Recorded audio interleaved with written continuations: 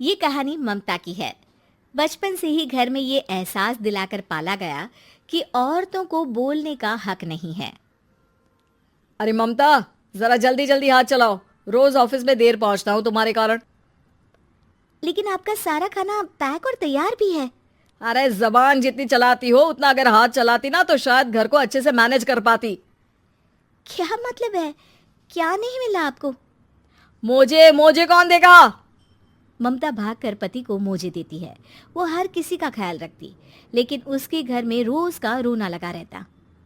अरे माँ, आज स्कूल में टीचर ने मुझे फीस के लिए डांटा। माँ, मुझे अच्छा नहीं लगता कि स्कूल में फीस के पैसों के लिए मुझे कोई भी बात सुनाए। अरे पर बेटा, ये तो पापा करते हैं ना, सारा ऑनलाइन।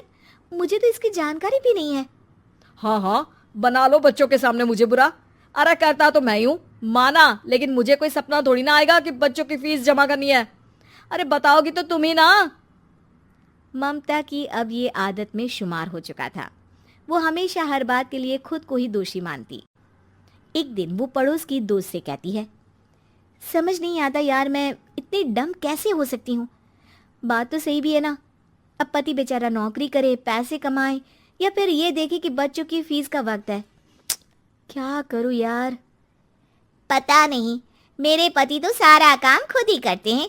वो तो कहते हैं कि तुम थक जाती होगी, सारा दिन घर बाहर बच्चे। तो अच्छा, ऐसे भी पति होते हैं क्या? अरे क्या बात कर रही है? भाई साहब कभी तुझे किसी बात के लिए सुनाते नहीं? किसने कहा नहीं सुनाते? अरे ये पति चीज ही ऐसी होती है कि बिना पत्नी को सुनाए उन्हें चैन की नींद कहाँ आती है। तो तू भी परेशान रहती होगी कि कैसे, क्या, कब भूल गई। अरे वो तो मुझे बस इस बात के लिए ताना देते हैं कि मैं वक्त पर खाना क्यों नहीं खाती या पार्लर जाकर अपनी साज सज्जा क्यों नहीं करवाती। पड़ोसन बोल ही रही होती है कि ममता के बेटे की आवाज आती है। अरे माँ, क्या हो गया? लग नहीं रहा कि आज आप मुझे पानी भी देगी। अरे कब से खाने के लिए वेट कर रहा हूँ। अरे यार, मैं चलती हूँ। बेटा खाने के लिए वेट कर रहा है, मैंने उसे खाना भी नहीं दिया। अरे 12वीं में पहुंच चुका है तुम्हारा बेटा, उसे बोलो खुद पानी लिया करे। मैंने तो अपने बच्चों को काम करना सिखाया है। अरे यार, खुद की भी तो कोई लाइफ है। माना जब नहीं कर सकते थे तो किया, लेकिन अब इतने बड़े बच्चों की हर बात मानेंगे तो मुश्किल तो अपने को ही होगी। ममता को पड़ोसन की बात में दम तो लगता है, लेकिन करे क्या, आदत भी तो खुद ही ने डाली थी। ममता घर जाती है कि तभी बेटी आ जाती है। माँ, परसों मुझे एक शादी में जाना है। तेरी वो जो लाल वाली साड़ी है ना, उसे दे देना। मैं आज जाकर टेलर को दे दूंगी, वो उस साड़ी से सूट बना देगा। अरे नहीं नहीं तारा, वो मेरी माँ ने मुझे दी थी और उस साड़ी से मेरी काफ़ी भावनाएं जुड़ी हैं। तुमको ना मैं दूसरी साड़ी दे दूंगी। ओके, कोई बात नहीं, लेकिन आज दे ही देना पक्का। तारा माँ की साड़ी से सूट बनवाकर पार्टी में जाती है, लेकिन जब वो पार्टी से लौटती है, क्या है, मैं तो समझ ही नहीं पा रही हूँ। अरे जब वो साड़ी मांगी थी तो ये छल्ली सी साड़ी क्यों दे दी? मैं ही पागल थी जो इस साड़ी का सूट बनवा लिया मैंने। माँ, जानती भी हो कि कॉलेज में मेरी कितनी हंसी उड़ी। तभी वहां ममता का पति सुनील आ जाता है। अरे गवार औरत, जब बेटी साड़ी मांग रही थी तो दे देती ना। अरे पापा, इनके तो इमोशंस जुड़े थे उस साड़ी से। ममता इतने सब के बाद भी कुछ नहीं बोलती। मेरी बेटी की बेइज्जती हो गई। मैं बिल्कुल बर्दाश्त नहीं कर सकता ये। मैं नहीं चाहता कि मेरी बेटी से कोई भी ज्यादा सुंदर लगे पूरे कॉलेज में। जी, वो पढ़ने में तारा बिल्कुल अच्छी नहीं है, उसकी पढ़ाई पर आप ध्यान दीजिए ना। अच्छा, अब तुम मुझे बताओगी कि मुझे किस पर ध्यान देना और किस पर नहीं। रमेश जैसा ही ये वाक्य पूरा करता है, ममता की बेटी और पति उस पर जोर जोर से हंसते हैं। अरे ठीक है ना, पता ही नहीं चला कि कैसे वक्त इतना बीत गया। अरे कैसे पता चलेगा माँ, हम लोगों के पीछे जो तू बैताल की तरह चिपकी रहती थी, तुझे कैसे वक्त का पता चलता? ममता को पहले सास ससुर, फिर पति और बच्चों की तरफ से इस तरीके की बातें सुनकर उसका मन बहुत दुखी रहता था। एक दिन, सुनो ना, बहुत दिनों से कमर के नीचे बहुत दर्द रहता है। कल मैंने देखा तो एक फोड़ा था। अरे ममता, एक बार अपने पति से बात करो, वो तुम्हारा फोड़ा डॉक्टर को दिखा देंगे। अरे नहीं नहीं, वो तो गुस्सा हो जाएंगे। अरे क्यों गुस्सा हो जाएंगे? तुमको दर्द है। हाँ, लेकिन वो यही बोलेंगे कि ऑफिस जाऊं या फिर तुम्हें लेकर डॉक्टर के पास। तो बेटे से ही बात कर ले। अरे वो तो मैं कर लूं, लेकिन फोड़ा है ऐसी जगह कि उसे बताते मुझे शर्म आएगी। लेकिन कुछ ना कुछ तो करना जरूरी है ना, ऐसे कब तक फोड़े के दर्द से तड़पती रहेगी। अब तो सोच रही हूँ कि इनसे बात कर ही लूं, वरना दर्द के मारे कहीं मर ना जाऊं। लेकिन शाम को, ममता क्या किया तुमने आज? खाने के डिब्बे में कैसा खाना दिया था? दाल खराब हो गई थी। कब की थी? दाल तो मैंने सुबह ही बनाई थी, खराब कैसे हो गई? अच्छा सुनिए ना, मुझे कहना है कि अरे गरम दाल बंद करोगी तो ऐसा ही होगा ना। बेइज्जती हो गई सबके सामने मेरी। ऑफिस वालों ने ऐसा मजाक उड़ाया कि क्या बोलूं। कल से ठीक से खाना देना है तो देना, वरना खाना देना बंद कर देना। बाहर खा लूंगा मैं। ममता जो पति से अपनी परेशानी बताने वाली थी, वो अब ये सोचने लगती है कि कल से पति को खाने में क्या दे। अगले दिन ममता थकी थकी सी हालत में, आप लोगों के लिए नाश्ता बना दिया है, खाना बनाने की हिम्मत नहीं है आज तो। रात भर सोकर थक गई है ना, इसीलिए तो खाना नहीं बना सकती। हिम्मत नहीं हो रही है, मैं बस सोने जा रही हूँ। बस मैडम को सोने का बोल दो, फिर देखो कैसे सोती रहती है। माँ फिर वही पराठा सब्जी। अरे हमारे साथ के दोस्त एक से बढ़कर एक नाश्ता खाना लेकर आते हैं, आप तो बस। सभी घर से निकल जाते हैं, लेकिन जब शाम को बेटा घर आता है तो घर में अंधेरा रहता है। बेटा लाइट जलाता है।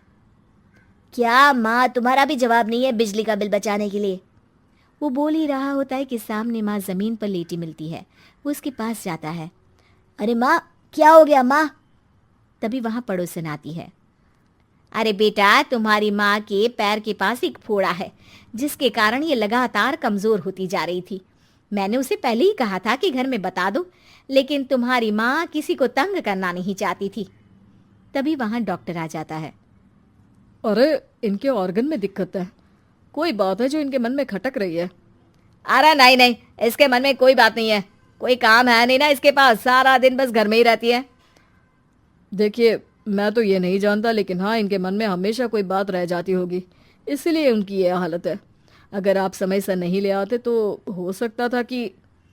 अरे नहीं नहीं डॉक्टर साहब, हम पूरी कोशिश करेंगे कि वो ठीक हो जाए। हम लोगों ने अपनी ही परेशानी माँ के सामने रखी, लेकिन किसी ने माँ की दिक्कत को जानने की कोशिश तक नहीं की। हाँ, मैंने भी ममता को हमेशा घरेलू ज़रूरत से ज़्यादा काम का नहीं सोचा था।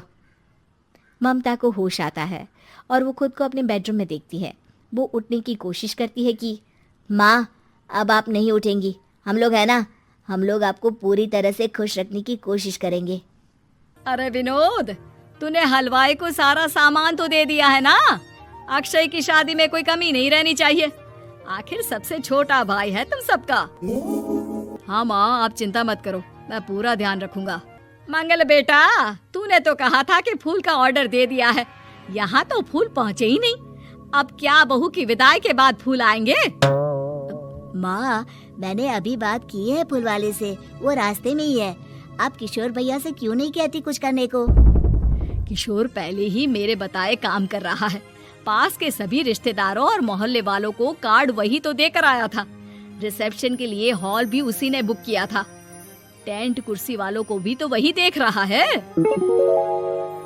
पर कई मोहल्ले वाले तो हमारे भरे पूरे परिवार से जलते भी है, उन्हें बुलाने की क्या जरूरत थी?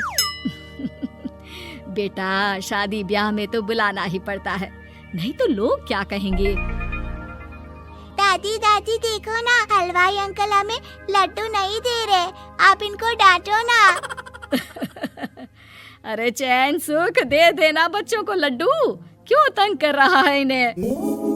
बीबी जी, मैं कहाँ मना कर रहा हूँ, लेकिन लड्डू बनते ही ये बच्चे उठा उठा कर खा लेते हैं। अरे मैं तो इन्हें थाल में रख के परोस भी नहीं पा रहा। भागो, अब कोल्ड ड्रिंक पीने चलते हैं। भागो भागो, अब कोल्ड ड्रिंक पीने चलते हैं। जैसे कि आप देख रहे हैं, आज इस घर के सबसे छोटे बेटे अक्षय की शादी है। घर में बहुत चहल पहल है। कुलभूषण की बीवी कमला को फुर्सत ही नहीं है कामों से, लेकिन कुलभूषण और घर के बाकी लोग कहाँ हैं? आइए देखते हैं। अजी, आप यहाँ आराम से बैठकर गाने सुन रहे हो और घर में अभी तक इतने काम बचे हैं करने को। अरे भाई, मेरे सबसे छोटे बेटे की शादी है, इसके बाद तो मैं अब चिंता मुक्त हो ही जाऊंगा। और फिर घर में तुम हो, बेटे बहुएं हैं, तुम लोगों के होते हुए मैं क्यों काम करूं? मैं तो शान से बेटे की शादी में जाऊंगा तैयार होकर। अरे ठीक है, अब आप आराम ही कीजिए। एक बार अभिषेक की बीवी आ जाए, फिर मैं भी आराम करूंगी और मेरी चारों बहुएं पूरे घर की जिम्मेदारियां संभाल लेगी।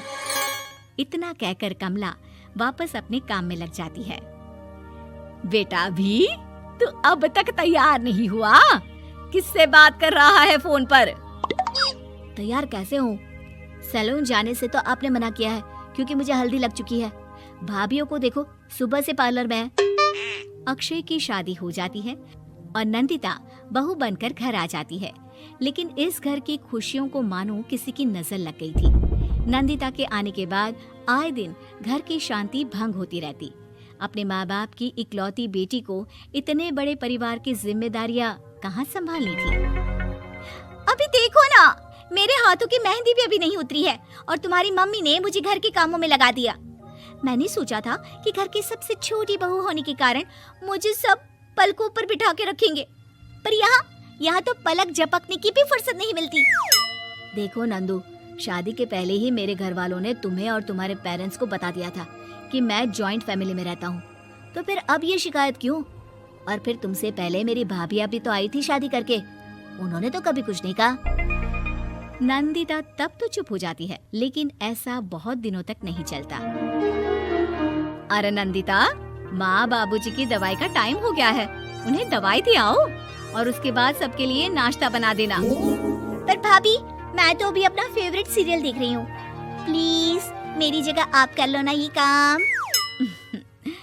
ठीक है, मैं तेरी जगह माँ बाबूजी को दवाई दे आती हूँ और नाश्ता बना लेती हूँ।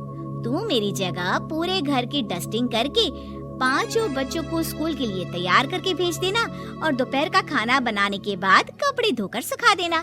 उसके बाद हम दोनों मिलकर बाजार जाकर सब्जी ले आएंगे, फिर डिनर की तैयारी कर लेंगे और उसके बाद बस भाभी, मैं माँ बाबूजी को दवाई देकर सबके लिए नाश्ता बना देती हूँ। हे भगवान, ये कहाँ लाकर फंसा दिया मुझे।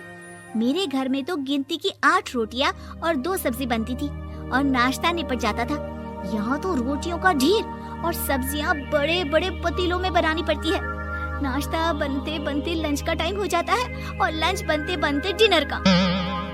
अभी मुझ में तुम्हारे पूरे परिवार का नखरा उठाने की और ताकत नहीं बची। मैं ऐसे नहीं रह सकती। अरे तो क्या चाहती हो तुम? मुझे अलग रहना है बस। तो ठीक है, हम कल ही शिफ्ट हो जाएंगे किराए के घर में। इतना बड़ा घर होते हुए हम किराए पे क्यों रहेंगे? ना जी ना, घर में ही दीवार खड़ी करो अपने हिस्से के आगे। घर के साथ साथ घर की खुशियों में भी दीवार खींच जाती है। ऐसे ही कई महीने बीत जाते हैं और नंदिता माँ बन जाती है। बच्चे के आने से अभिषेक के कंधों पर खर्चों का बोझ आ पड़ता है। अभिषेक का बोझ कम करने के लिए नंदिता भी पार्ट टाइम जॉब कर लेती है, लेकिन इससे उसके सर पर नौकरी, घर और बच्चे की जिम्मेदारी बढ़ जाती है। नंदिता, ये क्या है? तुमने घर भी ठीक से साफ नहीं किया, ना ही मेरे कपड़े धुले हैं। चिंटू के बाल भी कटवाने जाना था, देखो उसके बाल कितने बढ़ गए हैं। अरे करती क्या हो पूरा दिन तुम? मैं करती क्या हूँ?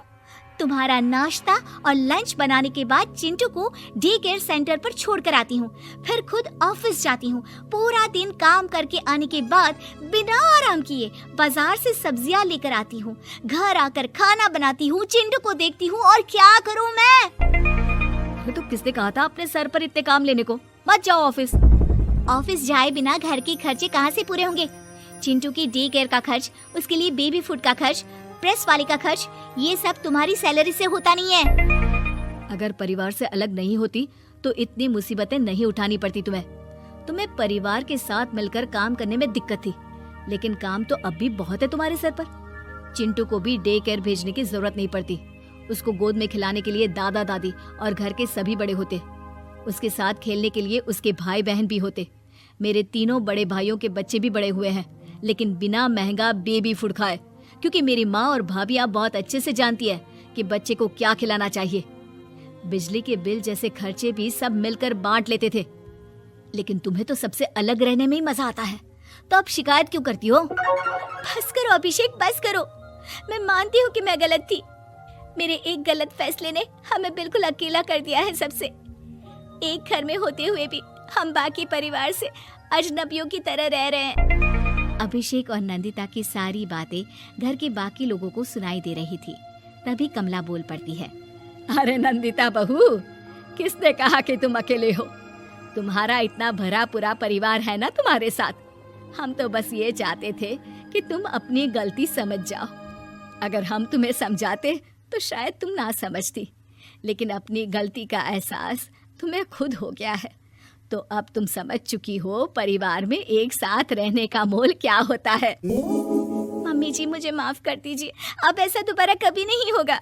अरे माफी बाद में, पहले मेरा पोता जरा मेरी गोद में तो दे, और तू जाकर सबके लिए चाय बना ला।